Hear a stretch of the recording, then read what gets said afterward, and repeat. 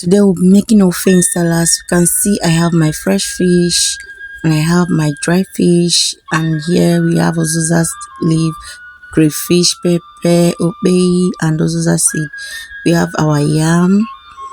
I added my fish inside a pot, and I added the water from the pepper. And I add my seasoning cubes, my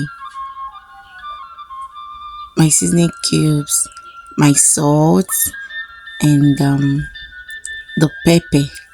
The pepper, the one that contained the crayfish, the pepper, the opei, and uzuza seed. I want it to be, very hot. So I put my yam inside there, my pounded yam inside there.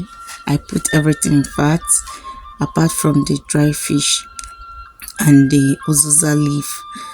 So I started cooking, and halfway I now put my dry fish and my uzuza. So this is the result. The soup was it was wow. Thank you for watching.